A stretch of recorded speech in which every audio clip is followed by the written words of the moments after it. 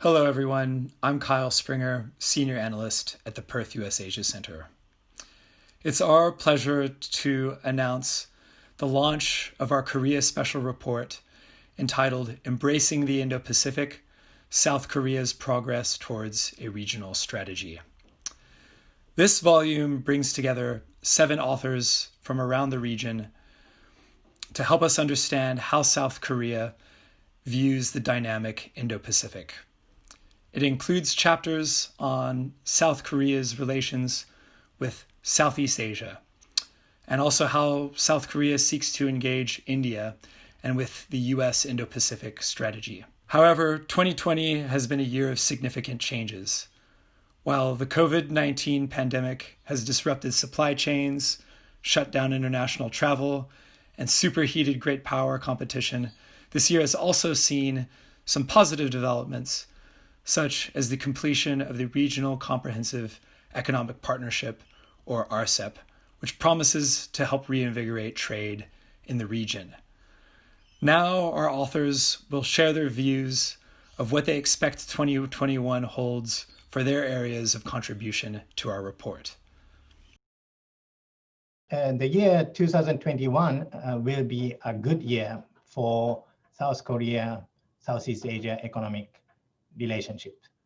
And let me explain why. In 2021, we will see fast recovery of the world economy from recessions caused by the pandemic. South Korea is in a good position to take advantage of this recovery as the digital transformation, which gained momentum during the pandemic, will continue in the world, and South Korean companies are leading in this digital transformation.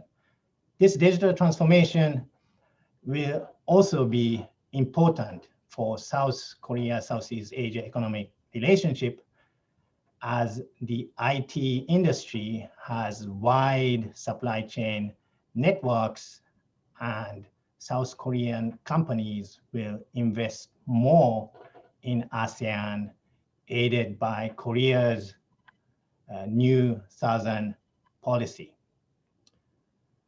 The risk to this optimistic scenario is an intensifying US-China technology decoupling. Under Biden administration, however, I expect this technology decoupling to become more explicit, which allows South Korean companies to set up strategy to continue to engage in both markets. Therefore, overall, I'm confident that we will see strengthening South Korea, Southeast Asia economic relationships in 2021. After the special summit at the end of last year, South Korean government instruments were all geared for a new phase of New Southern policy for 2020. But as you know, we had this COVID-19 situation and it made things quite difficult. But thanks to the break, South Korean government had time to review its New Southern policy implementation in the past 2 years and came out with a new upgraded plan called New Southern Policy Plus.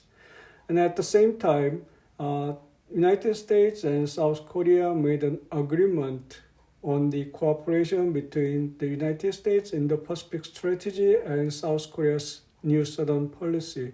So put them all together, the year 2021 will be a year for New Southern policy and cooperation between New Southern policy and the United States Indo-Pacific strategy.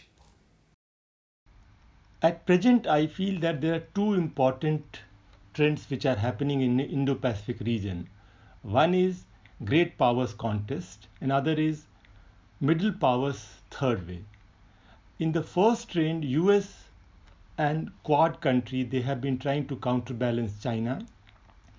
In the second trend, you can see that how middle power they are coming together to create a cooperative security structure in this region. I think in both the articulation, India and South Korea, they are important players. India is a member of Quad countries, whereas South Korea is also a very important ally of the United States. Through their Act East policy and New Southern policy, India and South Korea both are also trying to articulate this middle powers new third way, I will say. So I feel that bilaterally, these countries like India and South Korea, they need to come together. They need to realize their potential, and whatever agreements they have done so far, they need to realize them on the ground. At the same time, they should improve their trust quotient in 2021. I feel that in 2021, both countries also need to conclude the revision of their CEPA, which had been happening for last 4-5 years. Thank you. 2021 is expected to be a promising year of full activities for Vietnam and Republic of Korea because the two countries are preparing to celebrate 30 years of the diplomatic relations in 2022. Further promotion of economic and investment cooperations is seen as a main focus for mutual benefits, especially in the context of the shift of global supply chain and the fight against the pandemic. This is built on the top of mutual trust, as Vietnam has been an important, reliable partner for the Republic of Korea, especially in the relationship with the Democratic People's Republic of Korea. We're at a very interesting moment of transition as the U.S. returns to a more conventional foreign policy under the Biden administration. And for South Korea, this comes with both opportunities and risks. The opportunity is for the US and South Korea to broaden the aperture of alliance cooperation in the Indo-Pacific in new ways, and really to elevate the US-Korea partnership in the context of Indo-Pacific cooperation. But the risk comes as related to South Korean concerns that Chinese retaliation might impose costs on South Korea that would go above and beyond what they might have to endure in other cases. I think 2021 will be shrouded in uncertainty for the Korean Peninsula for both the North Korean nuclear issue and for the US-South Korea alliance relationship. On North Korea, the US and Pyongyang could begin the year on tough positions, perhaps hardening their positions as time goes by before we see any diplomatic opening. We could also see cycles of provocations because North Korea still has a fundamental national objective to perfect its nuclear capability, but also a geopolitical objective to test Washington's reaction and intentions. On US-South Korea relations, unless the allies begin the year with frank, honest conversations about their goals and how they want to achieve their goals, we could see some tension and even some friction. I'm actually quite optimistic about the prospects for Korea-Australia relations in 2021 for several domestic reasons, or internal reasons, and several external reasons. On the domestic front, there's been a remarkable success both in Korea and Australia in responding to the COVID-19 pandemic. And that means whether it's tourism or students or business investments or travel bubbles, Korea and Australia will be among the first countries to reestablish connectivity. The second is energy. In the last week alone, I've attended an Australia-Korea Business Council National and Australia Business Council WA panel on hydrogen, something Korea has invested in tremendously. And Australia is largely seen as a country where they can bottle sunshine in the form of hydrogen. And so there's a lot of potential there. Externally, the election results in the United States really bode well for this relationship. I've long believed that the Korea-Australia relationship would only take its next step to the strategic level when Korea had an Indo-Pacific strategy. The Trump administration's hostility to multilateralism in all its forms, its way of framing the Indo-Pacific, led Korea to be more reticent. But as the Biden administration comes in and supports multilateralism, I think that's going to make it a lot easier for Korea to understand the Indo-Pacific and thus have a better view of the relationship with Australia. More broadly than that, I think the progress of the Quad will lead Korea to take a fresh look at Australia and its role in the region.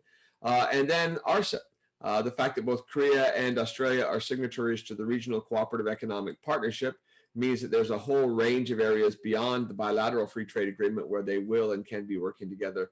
And on the Australian side, our horrific 2020 in terms of trade with our largest trade partner, China rather, and that the ongoing trade disputes with China has led the Australian business community and the Australian strategic community to focus more than ever before on that diversify, diversify, diversify mantra. And as they do so, I think one primary target of that diversification strategy is likely to be South Korea. And thus 2021 is looking looking better than 2020, although that's not that high of a bar. Thanks. As you have seen, there are some interesting ideas about what lies ahead in 2021, and not all of it is bad news. We hope you'll take the time to read in detail what our authors have to say about these topics in our special report. You can download the report on our website, and we'll provide the link at the end of this video. Thank you.